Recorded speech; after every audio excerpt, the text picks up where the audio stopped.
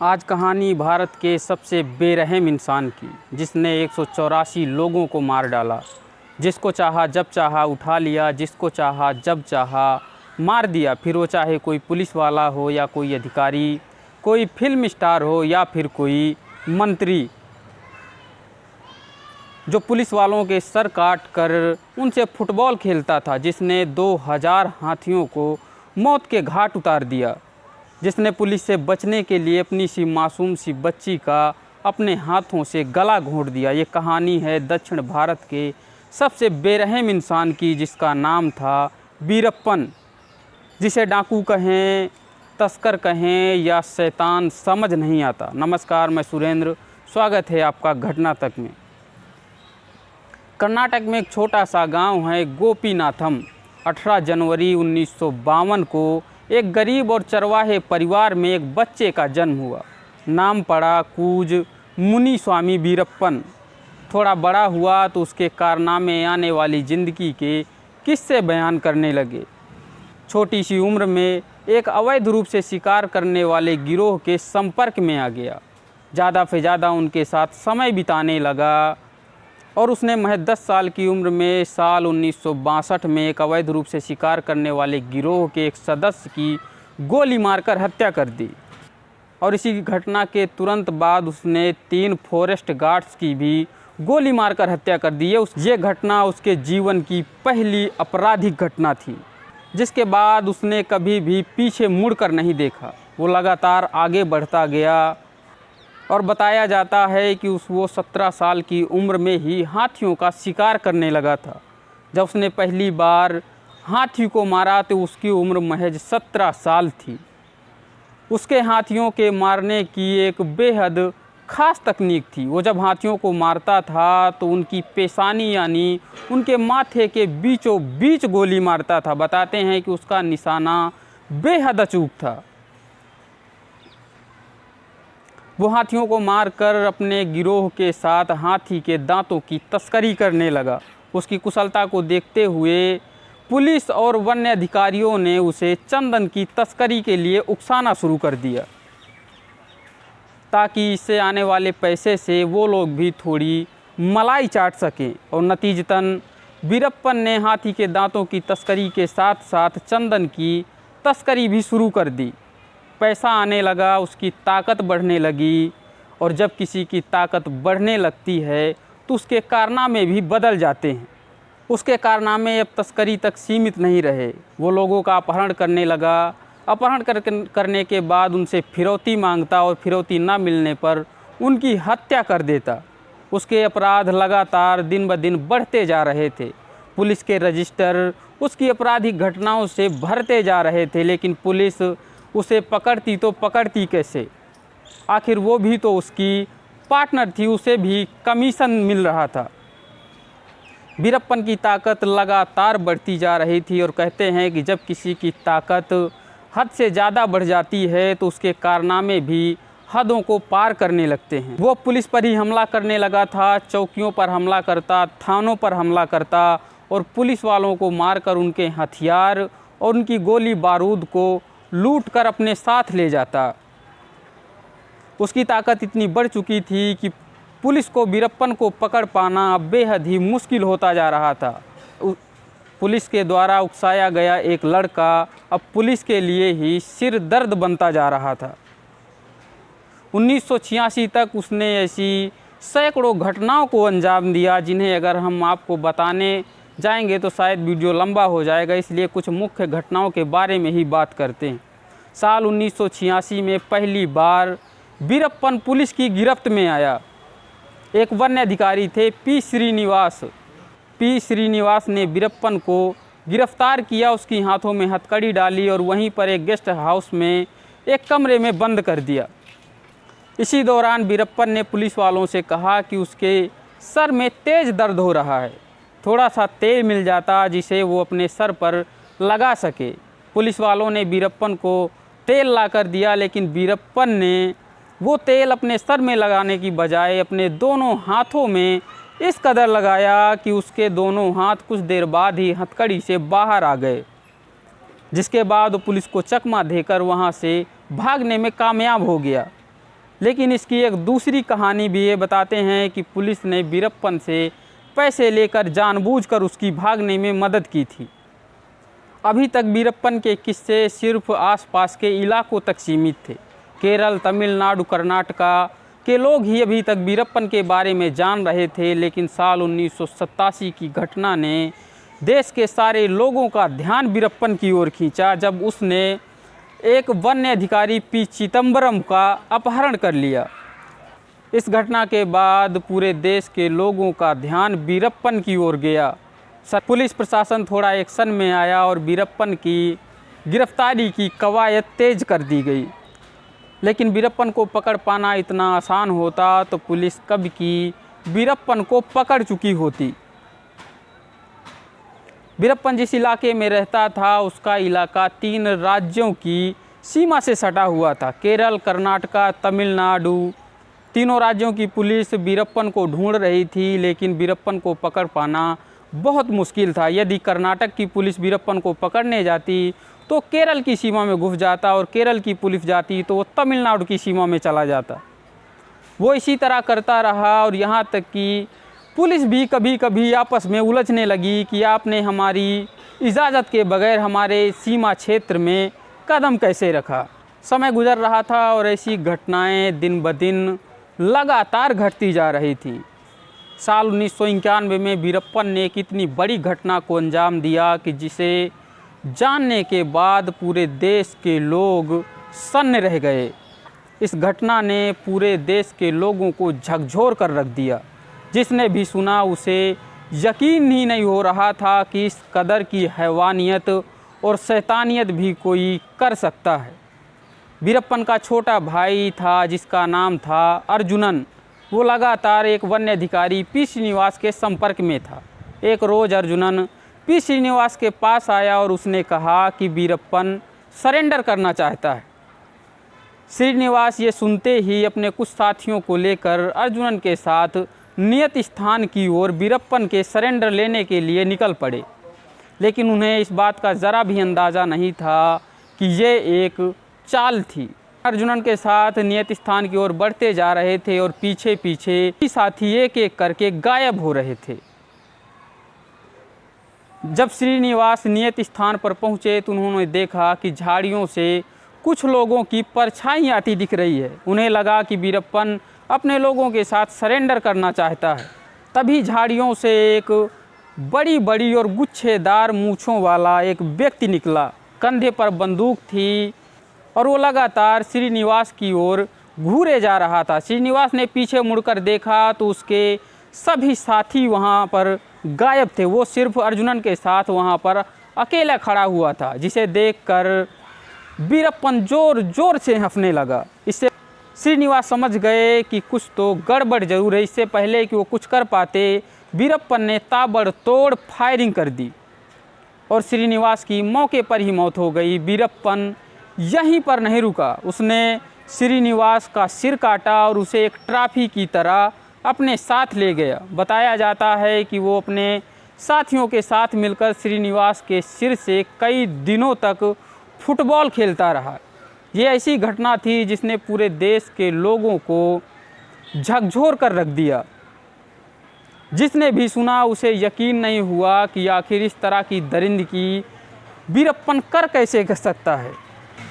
इस घटना के बाद पहली बार वीरप्पन सरकार की नज़रों में आया। चारों तरफ सिर्फ वीरप्पन की ही चर्चा हो रही थी। हर किसी की ज़ुबान पर सिर्फ एक ही नाम था और वो नाम था वीरप्पन। वीरप्पन जिस इलाके में रहता था वहाँ पर पेट्रोलिंग के लिए एक अधिकारी तैनात थे जिनका नाम था सहीम गोपाल कृष्णन। हट्टा कट्टा शरीर, मस्कुलर बॉडी को देखकर लोग उन्हें रैम्बो कहकर बुलाते थे। उन्होंने वीरप्पन को अच्छा खासा परेशान कर रखा था। वीरप्पन ने गोपाल कृष्णन से परेशान होकर एक दिन तमिलनाडु के एक गांव में एक पोस्टर लगवाया। जब गोपाल कृष्णन ने जाकर वहां पर देखा तो उस पोस्टर में उनके लिए भद्दी भद्दी गालियां लिखी हुई थी और गालियों के साथ लिखी हुई थी एक धमकी कि गोपाल कृष्णन में अगर दम है तो वीरप्पन को पकड़ कर दिखाए। तारीख थी 9 अप्रैल 1993। गोपाल कृष्णन ये पढ़ते ही गुस्से में आ गए और तत्काल वहाँ से एक जीप में बैठकर वीरप्पन को पकड़ने के लिए निकल पड़े। वो पलार पुल के पास अभी पहुँचे ही थे कि उनकी अचानक से जीप खराब हो गई। खराब होने के बावजूद वहाँ पर रुके नहीं, उन्होंने पुलिस से 2 बसें ली और कुछ लोगों को लेकर वहाँ से वीरप्पन को पकड़ने के लिए निकल पड़े। आगे चल रही बस में गोपाल कृष्णन खुद, 15 मुखबिर, 4 पुलिस वाले और 2 फॉरेस्ट गार्ड के साथ बैठे हुए थे। पीछे चली आ रही बस में एक पुलिस अधिकारी जिनका नाम था अशोक कुमार 6 पुलिस वालों के साथ सवार थे। गोपाल कृष्णन की बस आगे आगे चल रही थी। बस जब वीरप्पन के इलाके में पहुंची तो उसकी आवाज़ दूर दूर तक आ रही थी। बस की आवाज़ सुनकर वीरप्पन की गैंग परेशान होने लगी। उन्हें लग रहा था कि गोपाल कृष्णन अपनी जीप में आएंगे। दूर से आ रही बस को जब वीरप्पन ने देखा तो उसने आगे वाली सीट में बैठे गोपाल कृष्णन को दूर से ही पहचान लिया। गोपाल कृष्णन की बस जैसे ही जंगलों के बीचों बीच एक नियत स्थान पर पहुंची तो एक ज़ोरदार धमाका हुआ। बस की नीचे की ज़मीन दहल उठी और बस जाकर हवा में उड़ गई। बस हवा में उड़ रही थी और बस के टुकड़े टुकड़े हो गए। बस में बैठे 22 लोगों के शरीर के चीथड़े उड़ गए। चारों तरफ उन लोगों के शरीर के टुकड़े पड़े हुए थे। पीछे आ रही बस में बैठे अशोक कुमार बताते हैं कि उन्होंने जब ये दृश्य देखा वो पूरी तरह से हिल गए थे। हर तरफ लाशें ही लाशें दिख रही थी। दूर दूर तक इस धमाके में बस में बैठे लोग उड़ उड़ कर जाकर गिरे थे। ये दृश्य देखकर वीरप्पन भी बेहद डर गया था। उसका शरीर पूरा पसीना पसीना हो गया था। चारों तरफ शरीर के टुकड़े टुकड़े पड़े हुए थे। वो जल्दी जल्दी सभी की बॉडीज़ को अपनी बस में उठा उठा कर रखने लगे और इस जल्दबाजी में उनका एक आदमी वहाँ पर छूट गया क्योंकि वो इस धमाके में उस स्थान से काफ़ी दूर जाकर गिरा था। अशोक कुमार बताते हैं कि उसकी बाद में मौत हो गई थी। ये इतनी बड़ी घटना थी कि जिसने देश ही नहीं बल्कि पूरी दुनिया को झकझोर कर रख दिया था। इस घटना के बाद वीरप्पन का नाम हर तरफ सुर्खियों में था। हर किसी की जुबान पर बस वीरप्पन का नाम था। चारों तरफ सिर्फ वीरप्पन की चर्चाएं हो रही थी। सरकार पूरी तरह से हिली हुई थी। प्रशासन और पुलिस को समझ नहीं आ रहा था कि आखिर वो करें तो करें क्या। वीरप्पन अभी तक सैकड़ों लोगों को मार चुका था और वो यहीं पर रुकने वाला नहीं था। वीरप्पन की हैवानियत का एक किस्सा और भी ज़्यादा मशहूर है जब उसने अपनी मासूम सी बच्ची का अपने हाथों से गला घोंट दिया था। वीरप्पन का एनकाउंटर करने वाले विजय कुमार बताते हैं कि ये साल था 1993 का। वीरप्पन की गैंग लगभग 100 लोगों के आसपास थी, लेकिन एक बार वीरप्पन पुलिस के हत्थे चढ़ चुका था। चारों तरफ से पुलिस ने उसे घेर रखा था और उसकी मासूम सी बच्चे की रोने की आवाज़ उसके लिए मुश्किलें पैदा कर रही थी। उस बच्ची की आवाज़ दूर दूर तक जा रही थी और बच्ची की रोने की आवाज़ से वीरप्पन पकड़ा जाने वाला था। तभी उसने अपनी मासूम सी बच्ची का अपने हाथों से गला घोंट दिया। कर्नाटक की एसटीएफ वीरप्पन को पकड़ने के लिए जगह जगह घूम रही थी। तभी उसने देखा कि एक समतल ज़मीन पर कुछ ज़मीन का भाग उभरा हुआ है। जब कर्नाटक एसटीएफ ने वहां पर खोल कर देखा तो उसे एक मासूम सी बच्ची की लाश मिली। इस घटना से आप समझ सकते हैं कि वीरप्पन किस हद तक दरिंदगी से भरा हुआ था। उसकी हैवानियत का आप अंदाज़ा शायद लगा सकते हैं। कोई व्यक्ति अपनी ही बच्ची का गला घोंट दे तो उसे इंसान कहना शायद शर्म की बात होगी, लेकिन पुलिस और प्रशासन की सबसे ज़्यादा बदनामी हुई साल 2000 में जब वीरप्पन ने दक्षिण भारत के मशहूर अभिनेता राजकुमार का अपहरण कर लिया। इस अपहरण के बाद दोनों राज्यों की सरकारों को उसने घुटने पर ला दिया। राजकुमार के अपहरण के बदले उसने सरकार से काफ़ी डिमांड रखी।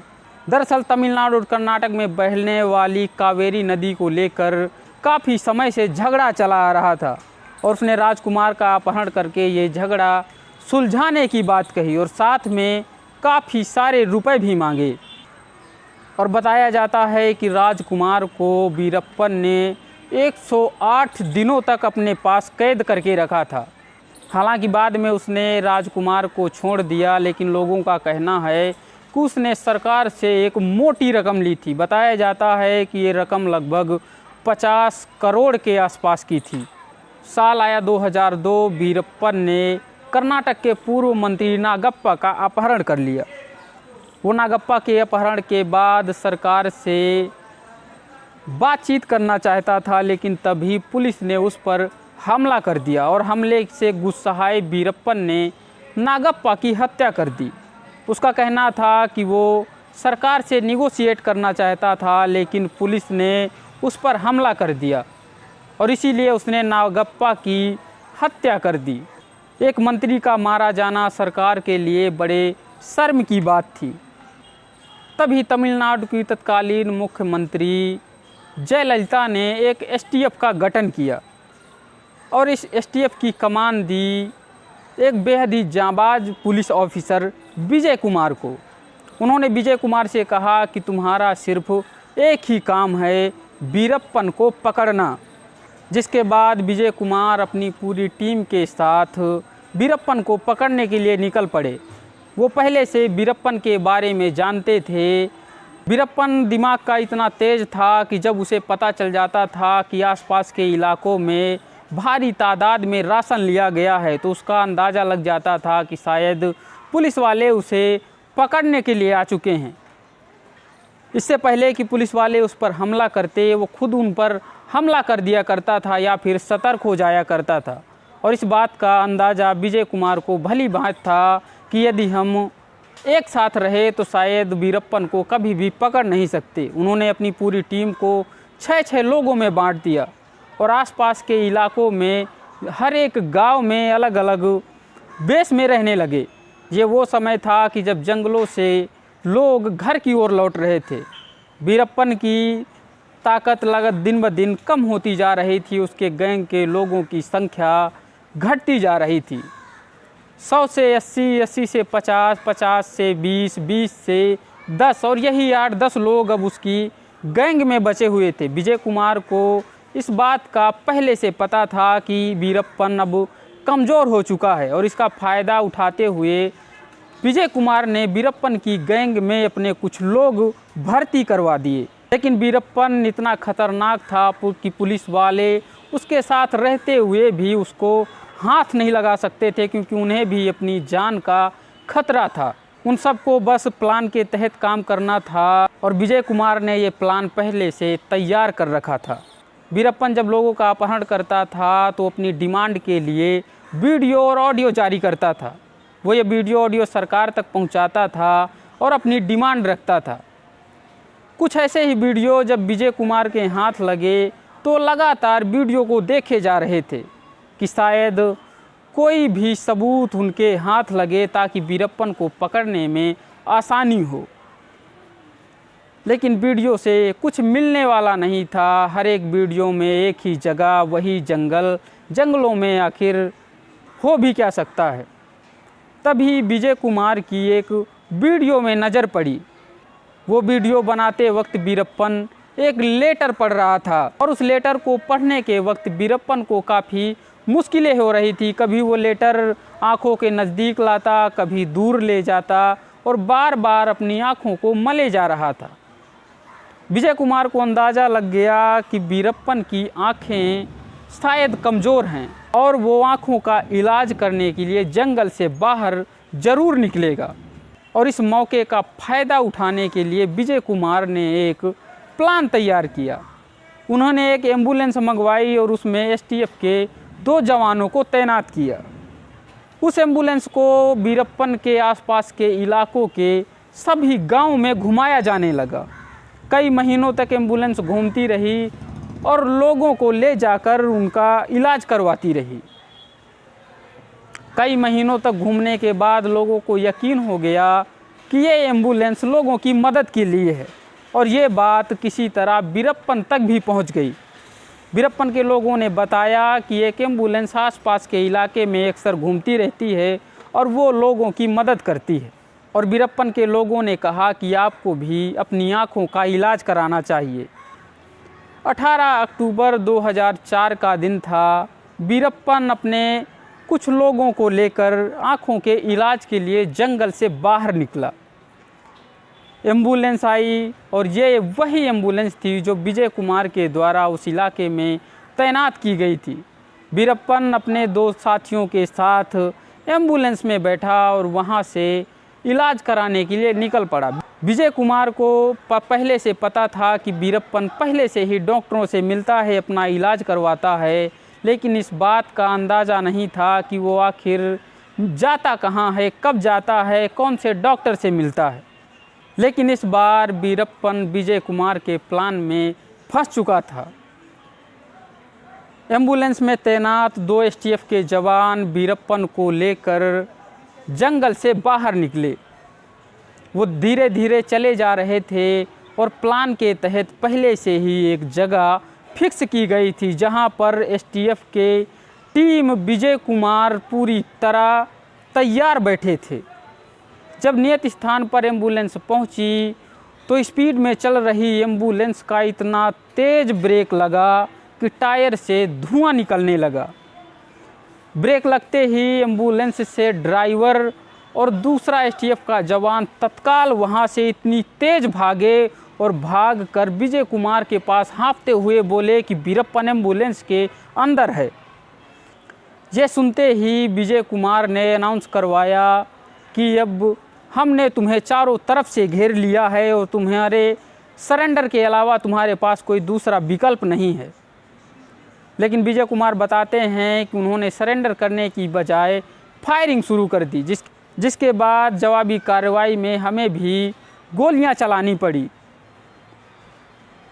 दोनों तरफ से गोलियां चलीं और विजय कुमार बताते हैं कि इस ऑपरेशन में हमने 338 राउंड गोलियां फायर की। ये ऑपरेशन काफ़ी देर तक चला और कुछ देर बाद जब एम्बुलेंस से गोलियों की आवाज़ आना बंद हो गई तो एसटीएफ के कुछ जवानों ने जाकर देखा कि एम्बुलेंस के अंदर 3 लोगों की लाशें पड़ी हुई हैं। विजय कुमार पहुंचे, पुलिस ने देखा, लेकिन उन्हें यकीन नहीं हुआ कि अंदर वीरप्पन है, क्योंकि वीरप्पन ने अपनी मूछें पहले से ही काट रखी थी। आपको बता दें कि वीरप्पन की आंखें इसलिए कमज़ोर हुई थीं कि वो अपनी मूछों में खिजाव लगाया करता था और इस खिजाव की बूंदें अक्सर वीरप्पन की आंखों में चली जाया करती थी और इसी के चलते वीरप्पन की आंखें कमज़ोर हो गई थी। वीरप्पन जब उस रोज़ एम्बुलेंस से निकला था तो उसने अपनी मूँछों को काट रखा था और उसके चेहरे पर मूँछें ना होने के कारण पुलिस वाले पहले तो वीरप्पन को पहचान नहीं पाए, लेकिन कुछ देर के बाद वो जान गए कि ये वीरप्पन ही है। ये ऑपरेशन लगभग 20 मिनट तक चला और इस 20 मिनट के ऑपरेशन ने वीरप्पन के 20 साल के आपराधिक जीवन को समाप्त कर दिया। लेकिन इस घटना की एक दूसरी थ्योरी भी है, दूसरी कहानी भी है। लोगों का कहना है कि ये कहानी गलत है।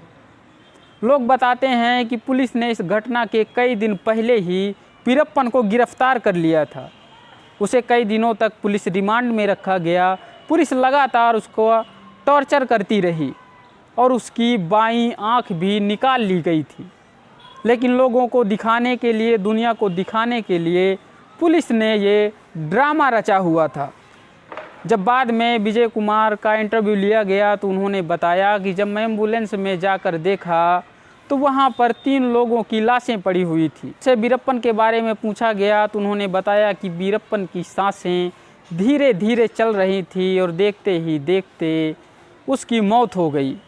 उसकी मौत होने के बाद विजय कुमार ने तुरंत तत्कालीन मुख्यमंत्री जयललिता को फ़ोन लगाया और कहा कि हमारा ऑपरेशन कामयाब हुआ, जिसके बाद जयललिता ने सबको बधाई दी और हर एक एसटीएफ के जवान का प्रमोशन किया गया। उन्हें 3-3 लाख रुपए का इनाम भी दिया गया।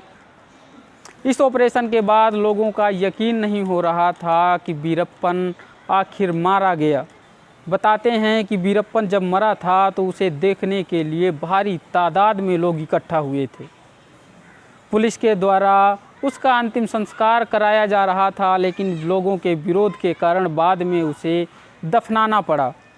वीरप्पन की मौत के बाद वीरप्पन की पत्नी मुथुलक्ष्मी ने बातचीत के दौरान बताया था कि लोग सिर्फ वीरप्पन के स्कैंडल के बारे में सुनना चाहते हैं, लोग सिर्फ उसके आपराधिक घटनाओं के बारे में सुनना चाहते हैं, लेकिन लोगों को ये पता नहीं है कि एक लड़का कैसे पुलिस प्रशासन और राजनीति तंत्र में फंसकर वीरप्पन बनने के लिए मजबूर हो गया। लोगों को ये पता नहीं है कि कैसे 12 साल की उम्र में एक लड़के को कुत्ते की तरह जंजीर से बांध कर रखा गया। हम लोग अपने पूरे परिवार के साथ उत्तर की ओर जाना चाहते थे, लेकिन वीरप्पन का कहना था कि अगर हम यहाँ से निकले तो लोग हमें मार देंगे।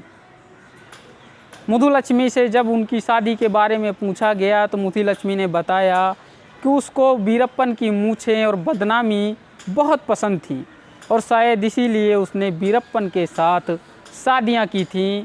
वीरप्पन की मौत के बाद उसके द्वारा इकट्ठे किए गए खजाने को सरकार ने खूब पता लगाया, लेकिन सरकार को पता नहीं चला कि आखिर उसका खजाना गया तो गया कहाँ। उसने अपने जीवन में लगभग 2000 हाथियों को मौत के घाट उतारा था और उनके दांतों की तस्करी की थी। बताया जाता है कि उनकी मार्केट में वैल्यू लगभग 10 लाख करोड़ रुपए की थी। उसने अपने जीवन में चंदन तस्करी से लगभग 200 करोड़ रुपए कमाए थे। इतना बड़ा खजाना वीरप्पन ने आखिर रखा तो रखा कहाँ था। लोग बताते हैं कि उसने ये खजाना अलग अलग जगहों में गाड़ कर छुपाया हुआ था।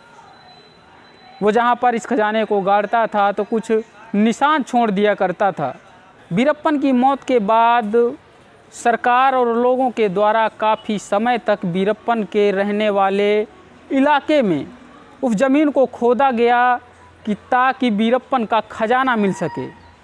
कुछ रुपए मिले भी, लेकिन बताते हैं कि उसका इतना बड़ा खजाना अभी तक किसी को पता नहीं चला, किसी के हाथ नहीं लगा। तो ये थी वीरप्पन की कहानी। आपको कैसी लगी हमें कमेंट करके अपनी राय ज़रूर दें। वीडियो अच्छा लगा हो तो लाइक और शेयर करना ना भूलें। हमारे चैनल को सब्सक्राइब कर लें ताकि हम जब भी ऐसी वीडियो डालें आप तक सबसे पहले पहुँचे। मिलते हैं अगले वीडियो में किसी और दिलचस्प कहानी के साथ। तब तक के लिए नमस्कार।